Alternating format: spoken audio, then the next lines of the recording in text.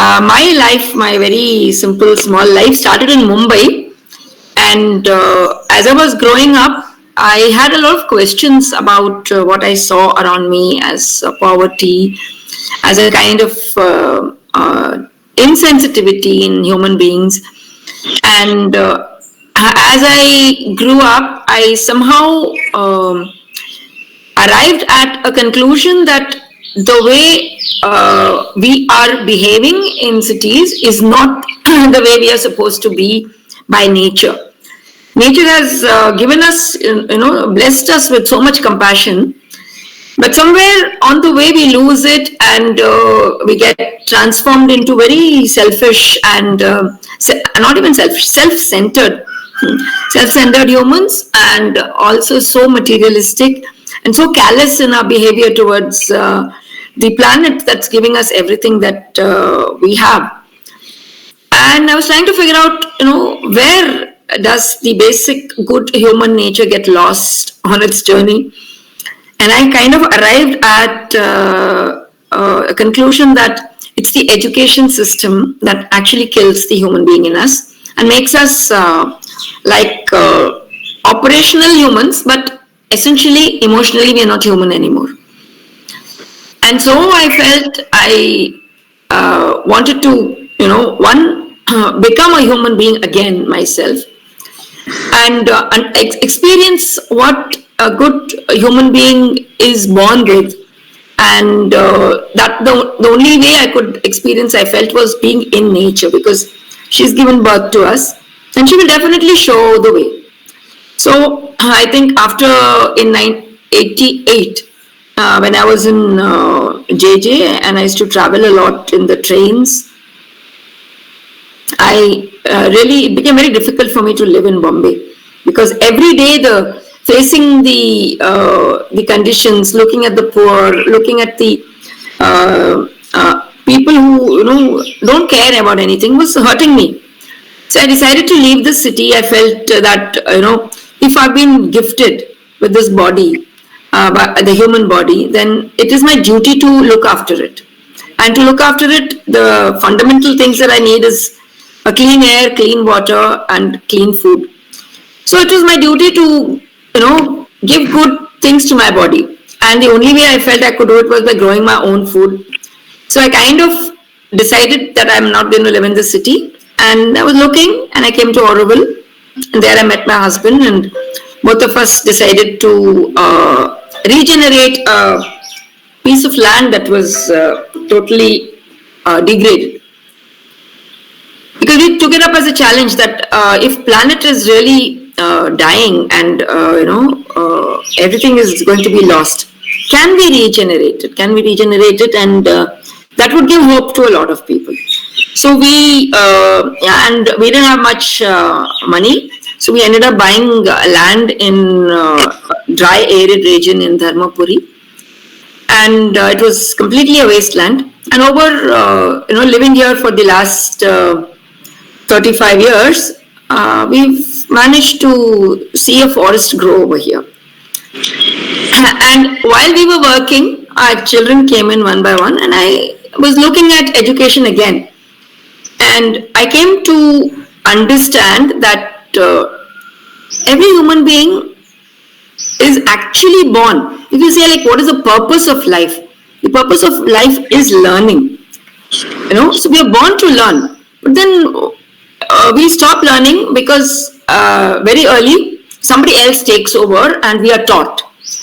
So I felt that teaching interferes with learning, and that you need a learning space where the teacher is present when he or she is needed, but should not interfere in the natural learning process of a child. And so we created this learning space called Puvidham Learning Center, where the adults are just facilitating, and focus is not on academics, focus is on inner growth, understanding ourselves. Like Gandhiji has said, the only things needed to be learned are about ourselves, our community, and our environment. And in essence, that is all there is. And if we don't understand ourselves, if we don't appreciate ourselves, if we don't accept ourselves, if we don't love ourselves, that is where all the problems of interactions come in, then there's no harmony around us because there's no harmony inside. So that is the kind of learning that we've been trying to understand. I didn't know anything about education, so I was also learning on the go. Actually, learning from my children and from all the children that somehow came here to understand what is learning. They came for schooling, but we thought that learning is better than schooling. So that's what Puvidham has been. And right now, after Corona, we decided to even stop the school because we felt that school itself was a space where, especially if it has got these approvals and all that, it becomes a rigid space where, whether you like it or not, you have to follow certain syllabus. And I felt that, really speaking, the only syllabus is the syllabus that is evolving out of my learning for every child. The syllabus should come from inside and it should lead them. So that is the intuition that needs to be honed for every individual. And as long as you have an external syllabus, this kind of interferes. So we decided to even shut down the school, and now we have a space where anybody who wants to learn anything, especially how to live as close to nature as possible and serve ourselves better by serving nature. So we do a lot of workshops, and we have a space for children. We have even now about 20 children who are here. But the focus is not on transfer certificate, on passing 8th. The focus is on achieving your full capacities for every child. I think I have said everything I need to say, and you can go for the questions if.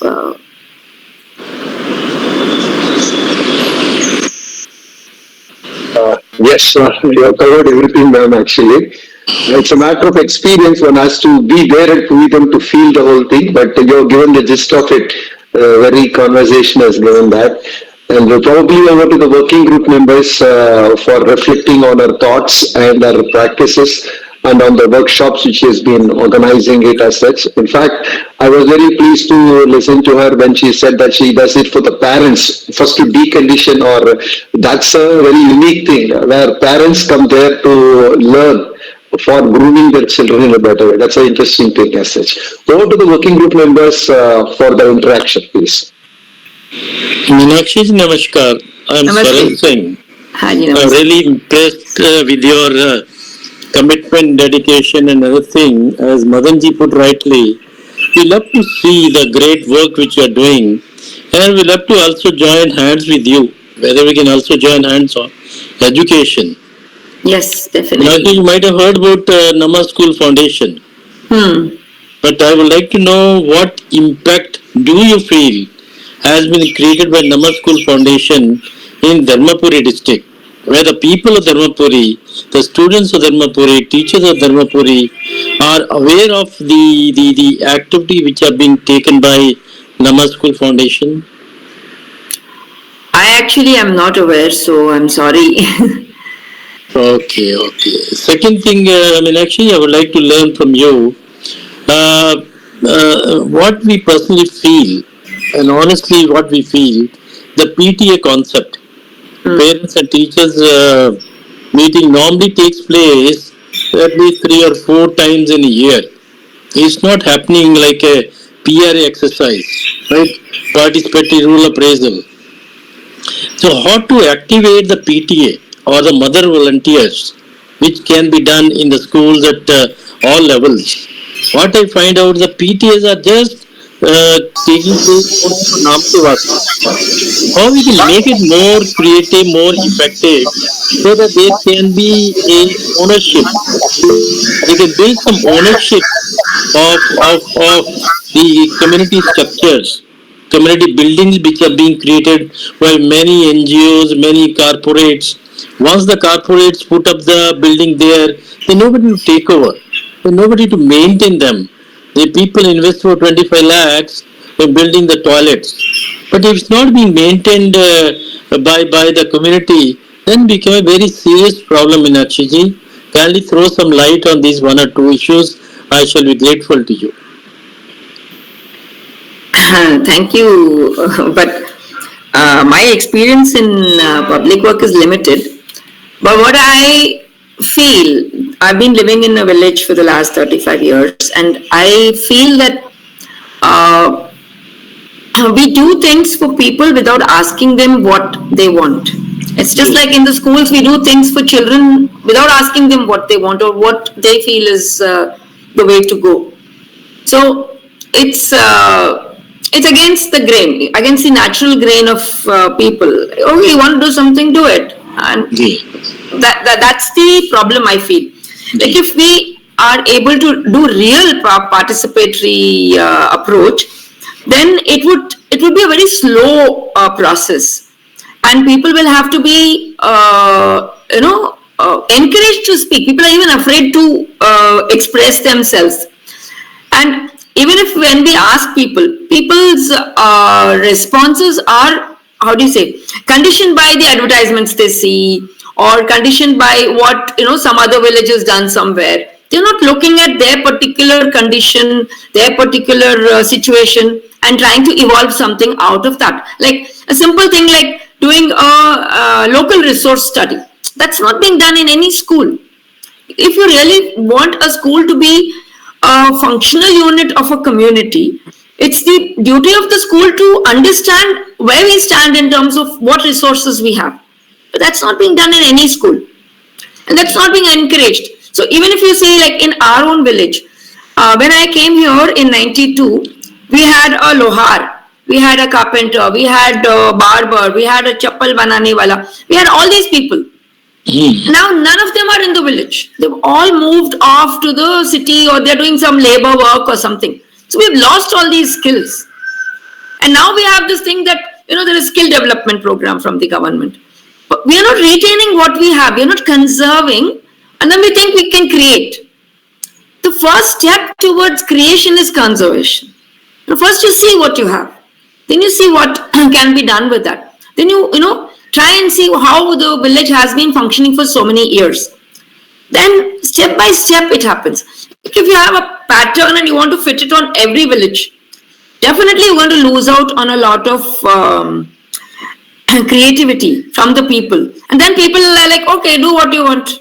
That is the attitude that I feel over here. Anyway, nobody's going to listen to us. So what's the point of talking? Anyway, they'll do what they want. And you know how the financials work. So, people, how can they participate if they are not feeling that nobody's going to be listening to them? Meenakshi, if I add into this, sorry, I'm taking a lot of time up for my other colleagues who are there. So, the main objective of the PRA, what you're saying is this. Second thing is that if you can tell us the villages in Dharmapuri where you really want the transformation on the holistic improvement of the village, we can pick up one or two villages to make a real transformation. Real transformation, I was saying, the conservation of the skill, the competencies, the conservation of the water bodies, the conservation of the teachers. If you can just guide us, I love to visit the village which you have been talking. Then we can at least take up some villages where we can show to the world, like Vivekananda Kendra is known at the national level. At least in Tamil Nadu, we can take a model for Dharmapuri. Where I find a lot of tribal people. The tribal people are helpless from all angles. Can we join hands to provide them A to Z facilities? Not only building the houses, they don't have a sustainable water supply, they don't have skills, no competencies. If you can guide us, I think maybe after 10-15 days, we can come to your village and discuss what can be done. That will be so nice. That is so so generous of you to even offer. Yeah, we'd be very happy that you come and visit us. And I've been trying to work in the village. But see, there is a huge difference in the way I think and the way a lot of other people think. So a simple thing is like, I would really like to bring back all these occupations which were done by hand. remove the machinery. Like Gandhiji said, the machine should be the servant of man. Man should not become servant of machine. Absolutely. Create machines that are human powered. Yeah. Small things, not these big ones that come and take over the whole landscape. So the whole perspective itself is very different from what people have, what the government is proposing. So I feel we have to look at sit down with the people and say, okay, these are your needs. How can we fulfill them so that they are there for eternity? How did your village survive everything for the last, say, 3,000 years? So how can it be that again another 3,000 years you can become a self-sustaining unit? Because that's how all villages were in the past. So to become a self-sustaining unit, the interaction between the people is very important. Yes. And that is totally broken because of the media, because of all these politics that's happening. So that unity is not coming about. Yes, please. But it'll be nice to. I've been trying my level best to see how we can get people together. But it's a very slow process because there are a lot of divisive forces. Let us listen other colleagues also. Thank you very much, Meenakshi. Thank you, sir. Yeah, how about Sanjay, sir?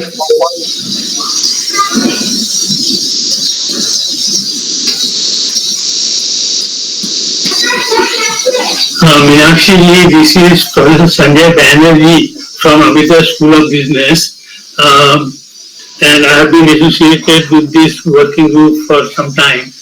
I was very much interested in your, counseling the parents, and I'm a grandfather today, but I would like my daughter and son-in-law to, come over to your place and get some counseling, whatever. How can that be possible? Could you tell us how this thing works? So this need during Corona because we got time to think. And we realized that if because the reason why we started Puvidham Learning Center was that we want.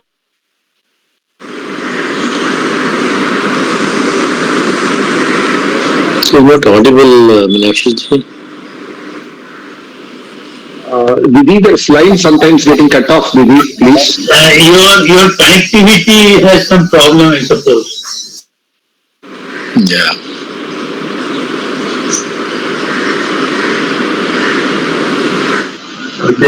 We can wait for some time. She'll come back. Yeah, am I back?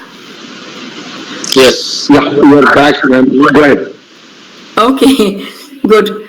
I don't know how this is, sometimes because of the clouds and the wind, it varies. Yes, so Sanjay ji, the thing is that what we have evolved is called a learning facilitators program. We have a online self-paced course that anybody can take up. And a lot of parents have taken it up and found it very useful. And we also have what we call online homeschooling support. So we have created facilitators who take, basically what we do is sustainable living online for any person who wants to, approach it. So the course is actually two. One is for the adult, that is the Learning Facilitators course, and the other is Puvidham Learning Center Online Schooling, age appropriate classes. So there are these two things available. So going to your website, we can figure out how to access those things, right? Our website, yeah. If you go to our website, there is online schooling available. And we have actually what is it called? Social entrepreneurship. We have a small company that we have created. It's called mudhive.in. So the details are more on that. I'll just put it in the chat box. Thank you very much, Meenakshi. Thank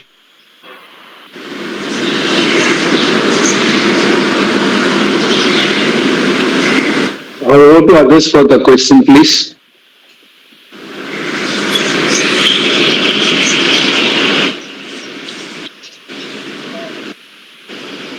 Ayyappan நீங்க தமிழ்ல கூட கேள்வி கேட்கலாம், எதனாலுமே இருக்கலாம். Language is not a barrier for her. You can talk to her in English, Tamil, Hindi, whatever languages which you feel. Any questions are welcome please.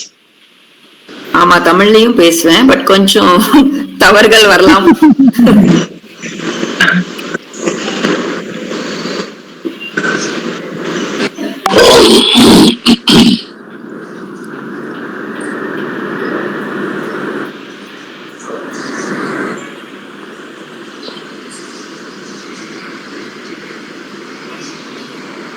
Ayyappan, want to say something? Please. So I saw that Meenakshi Didi's documentary film yesterday. Madan sent. It was mostly their involvement is more. Instead of participating teachers, their involvement is more. All are very nice. It is really, it is very inspired to me. All the things, the way they are swimming, the way of walking, they are climbing the tree, they are climbing on the rope, everything all there. Without as you told now, this focusing, it is not concentrating the mind. They are giving the full freedom. The learning is processing, they themselves they have to learn it. That is a very interesting things. How much you are having that up to 8th standard or Meenakshi Didi?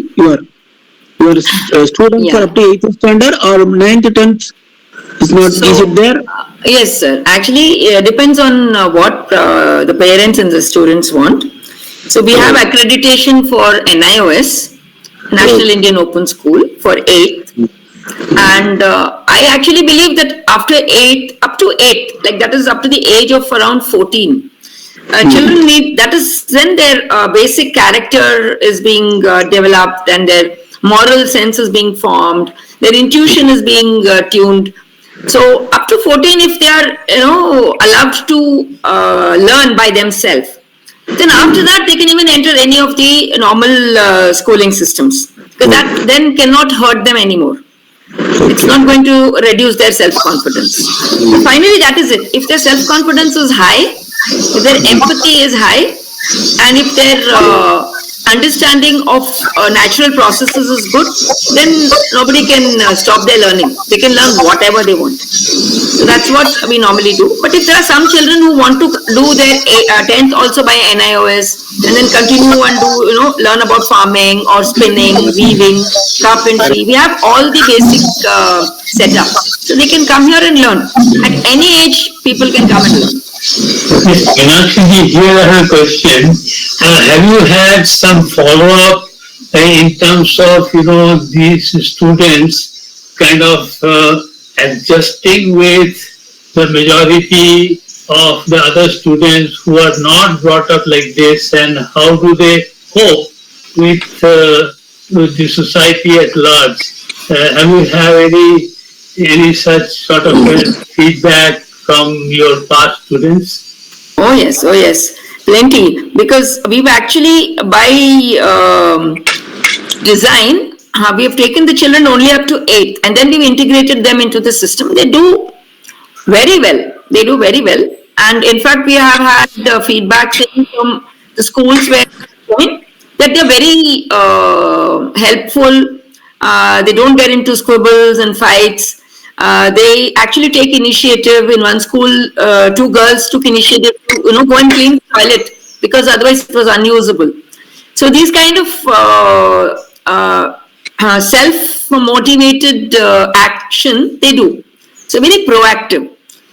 And education is never if you have the basic reading, writing skills, which they are having pretty well by the time they are leaving here, then they can perform very well. So we have children who have done engineering, children who have done architecture. My own daughter is also from this school. She was here till the 8th, and then she did it in another school locally. And she's No, Meenakshi, I don't have any doubt about the capabilities of these children. But my question was the other way around. suppose they face bullying, they face, some kind of a social ostracization, etc., etc. Does it happen, and how do they face that? That was my intention of asking. Okay, so actually that is one of the things that we expect will happen when they leave here. So we, how do you say, we can't call it training, but we warn them, or we have a discussion with them that when you go out from here, these are the problems you might face. What will you do? So if somebody is bullying you, what will you do?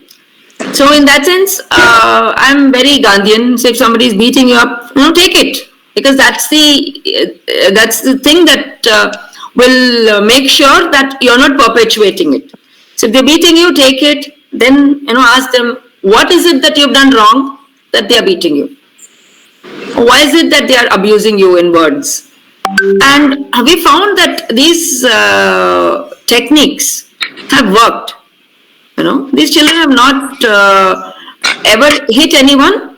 Once or twice when they've got into trouble, the other people have abused them, and then they have stood up for themselves and asked, and actually they've made friends with the abusers and tried to change that character also.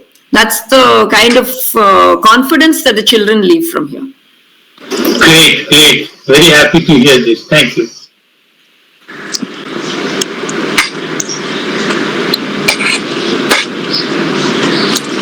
Over to other members. Yeah, actually, this is Valliyappan. As Madan sir said, we visited you in your place. Thank you for hosting us. One question from my side is, say, I think one of the common issue that we face is, say, between the parents, if there is a difference of opinion, one feels that this way of teaching is good, the other feels that probably something different or conventional way of teaching is good. From your side, how do you get, how do you sort out things? See, first of all, this is a common thing that happens, and so we say that first you come here and spend 2 days. They spend 2 days here trying to understand what we are saying and why we are saying it. And even after that, if one of the parents, especially if the earning parent, is of the opinion that this is not going to work for their child, then of course we have to let it go. But if the parent is, saying, okay, I'm willing to try it out, then we give them that thing that, okay, let's have a evaluation of how your child is today, and say in 3 months, do another evaluation. And if you feel it's going to help, then it's fine. If you feel it's not going to help, then you can opt for the regular. Regular schools are always there. There's no dearth of them. It's something like this that you have to, you might consider it as a risk. So take a small risk and see. And very often parents have felt that after 3 months, they want to continue. Okay. Thank you, Meenakshi. Namaste, Meenakshi ji. It was wonderful to listen to you. I'm Raghunandan. Both us, myself and my wife, we had the opportunity to work for a village school for 31 long years. And after retirement, we have come.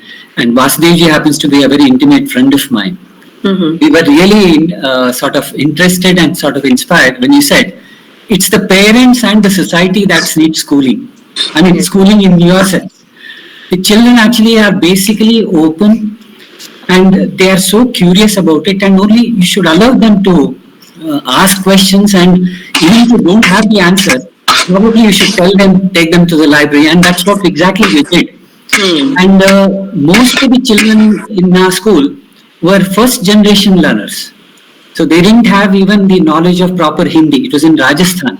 Mm-hmm. And we didn't find it difficult to communicate with them. The only problem was the parents who dream big for the children. And those were the problems, and then somehow or the other we were able to face them. The second thing, Sanjay ji was asking the question, how is it that children who are brought under such atmosphere, how do they fare in the society? We found, I think during these 31 years, at least about 10,000 students would have gone from our hands. Most of them, we find that they are very well adjusting. Basically, they are adaptive to the sort of atmosphere where they go. They make friends with people, even if they don't make friends. Somehow or the other, they were very, very amicable to the other people. This basic affection and love and empathy, as you rightly pointed out, if it is inculcated in the children, I think we are doing that much. We don't have to go by millions of children becoming good and all that. A few good children coming out of such institutions as yours, I think they will have an effect on the people. Recently, I was reading an article which is written by one Shiv Vishwanathan. I believe he's a social scientist. It's a I have put it in our WhatsApp group. What he says is actually, it seems he was addressing IS people, IS and IPS people. The first lecture which he asked them a question: how many people are you going to eliminate, or lead them towards a depression in your career? The candidates, they were at a loss to know how to answer that question, because they never expected any kind of question like this.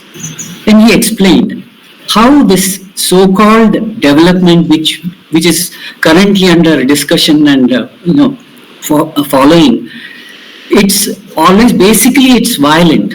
Yes. Violent to the nature, violent to the society, and we say that it is progress. So it's a very well written article, and I was very much impressed by it. And he says the problem is the youngsters and the society as such is becoming used to violence, and we are able to consume it through media and all that. Yes. Probably that's the real question which we all should ask about the future of our. It was wonderful, Meenakshi ji. Perhaps we'll come one of these days to. Please do. Thank you so much. Thank you. Yes, you're right, Raghunandan ji.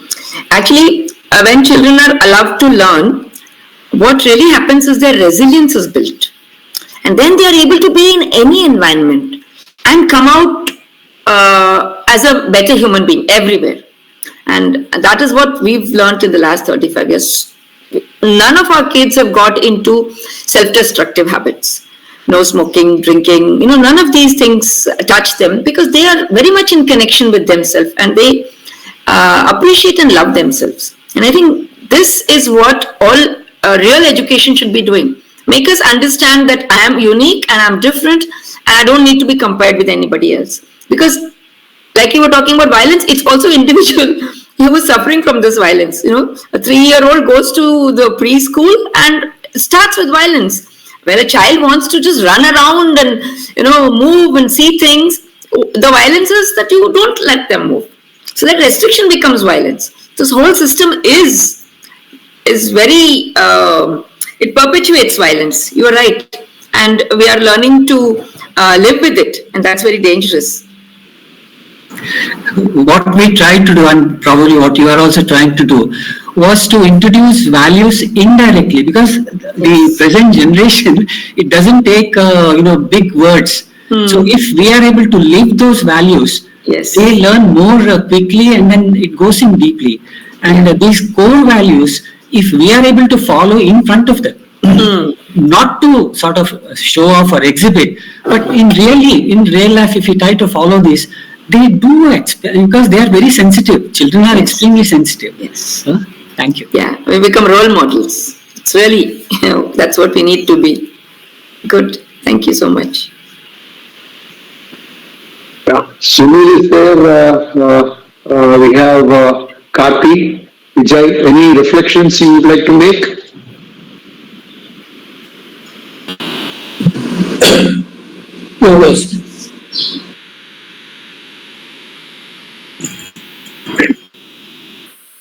Thank you, Didi, for the interesting and natural way of enabling us in terms of getting excited to the new way of learning as such, as learning being, as Ramakrishna Paramhamsa puts it very beautifully, that as long as you live, so long do you learn. So till you go to the deathbed, it's a matter of learning only, and that has been a core philosophy of our institution.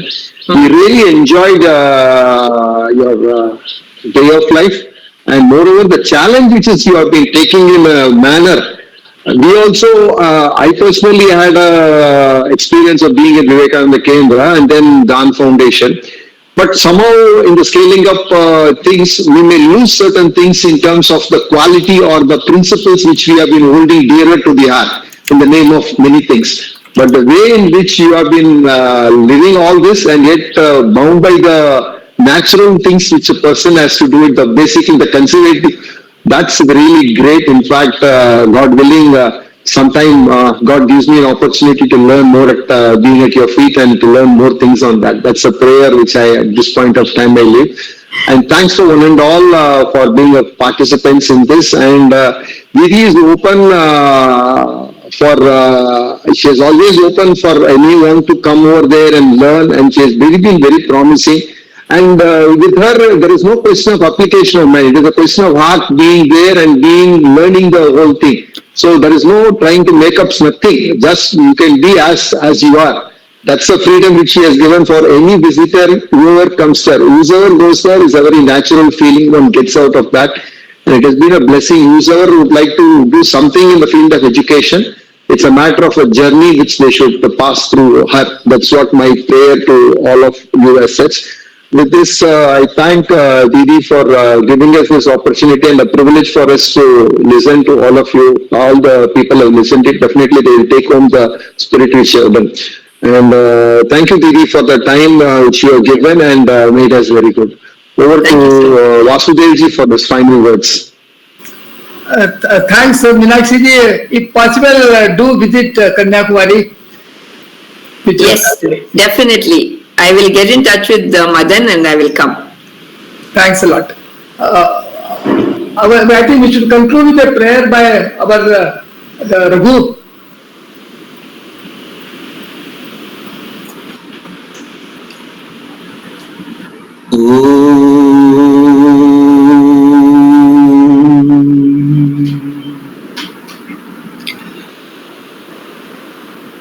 सर्वे भवन्तु सुखिनः सर्वे सन्तु निरामयाः सर्वे भद्राणि पश्यन्तु मा कश्चित् दुःखभाग् भवेत् ॐ शान्ति शान्ति शान्तिः. Have a very good day. Thanks. Thank you one and all for the participation. Yeah.